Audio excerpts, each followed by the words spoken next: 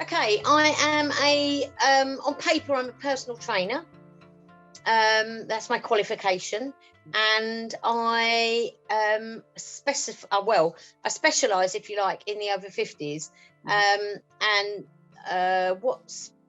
I haven't really done any qualifications that make me specific for the over 50s, but that's all I've ever worked with, the only age group I've ever really wanted to work with. And I have additional qualifications that have been tagged onto my personal training award that allow me to assist people with conditions. Right, of course, which tend to go with the over 50s, not always, but tend and things like that kind of thing. Yeah.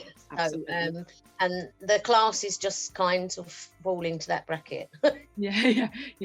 And so what is it that you like about your work? There's two things I like. The first and foremost is that there's only me. I'm self-employed and I have no one to answer to but me. If I fluff up, I've got to sort it. If I do well, I take the pat on the back, sort of thing. And the other, which is even Stevens with this, is that I like working with the older person.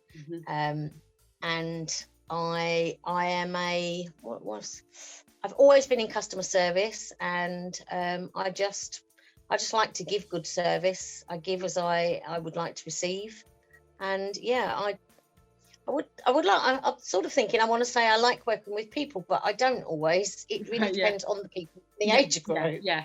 I think you find, especially in like your profession, actually, there has to be a bit of a bond there. So maybe at points there is people who you're not as connected to, but usually the one you stick around with the people who are connected, kind of thing, isn't it? Yeah. And so how did you get started? Obviously that can be with just PTing or from when you were back at school, kind of thing. Well, I can go back as far as like my first work if you'd like me to. Yeah, absolutely. Because I know obviously you've done quite a lot. Yeah. I mean, a personal trainer, I've been about 17 years, but I'm 55, so it is my third career. My first career, I left school having failed my A-levels twice, abysmally. And I went on to what was the dole then. So the government paid me money and or the social security, and in the end I was bumming around basically, and in the end my mum said, for goodness sake, go get yourself a job. Which then was easier than it is now. Right. And when I was at school, I wanted to work in the sport industry. Gyms didn't exist then. Exercise classes didn't exist. The only thing that really existed was outdoor pursuit centres, to which I'd been to do. And they used to do things like rock climbing, abseiling, canoeing, that sort of thing. What I called really sort of fun stuff. And there were instructors that worked in these places. I'd been to them on school trips and stuff, and that's what I wanted to do. Having failed my A-levels, that completely went out the window. And part of the reason I failed my A-levels was because I went to college to do them. I joined the Students' Union and had a ball. And around the same time, I met my now husband.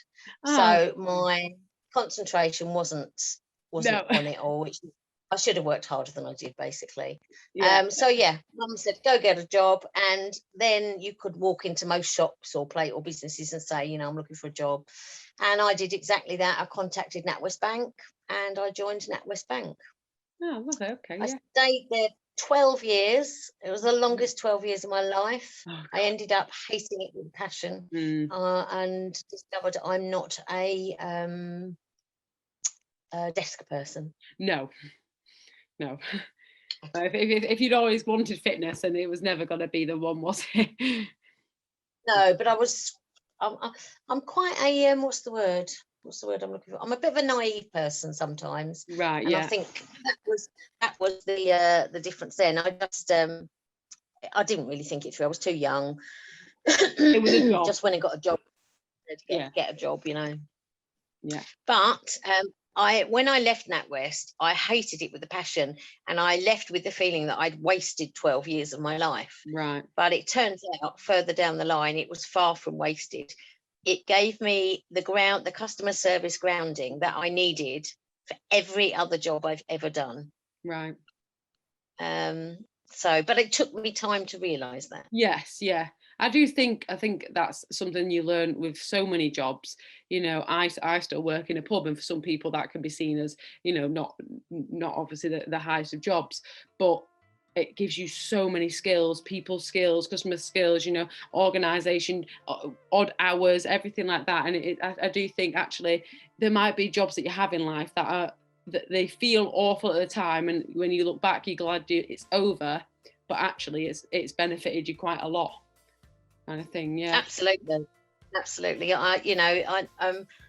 NatWest has given me more than I ever realised, Right. as much as I didn't like it. I think I enjoyed the first 5 years. After that, it was just like, gosh, no, I was treading water. That's still 7 years, isn't it? Yeah, absolutely. But now I'm although I left there in a very negative frame of mind, very negative place, now I can clearly see all that it did for me. Absolutely. So what would you say to, anybody else starting out today, whether that is in the field of work or within just PTing or, working with older adults kind of thing? Well, I would just say, for me, I would say follow your heart in what you want to do, because that's why I've ended up where I am now. Yeah.